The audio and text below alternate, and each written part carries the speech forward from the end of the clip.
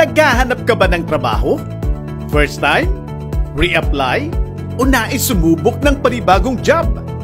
Baka dito mo matatagpuan ang iyong hinahanap sa Mayuhan sa Tayabas 2024 Peso Job Fair and Mobile Services.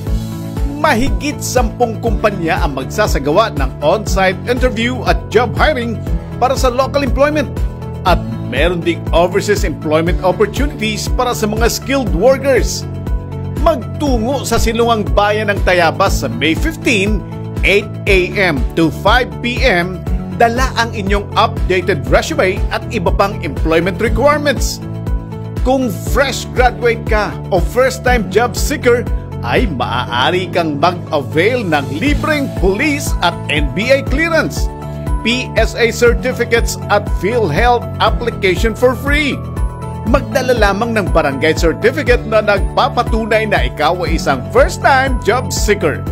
Bukod sa job interview at on-the-spot hiring, magsasagawa din ng mobile services ang SSS, PhilHealth at Pag-ibig kagaya ng on-site membership application at mga kasagutan sa inyong inquiries.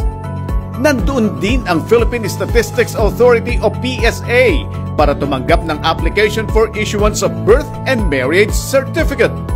Samantalang may free issuance of certified copies of birth and marriage contract ang City Civil Registry Office sa mga ipinanganak at ikinasal sa lungsod ng Tayabas.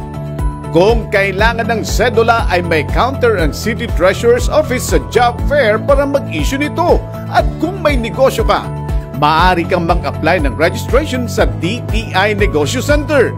Handa rin ang mga kawani ng peso para umalalay sa pagproseso ng online appointment for application of police and NBI clearance.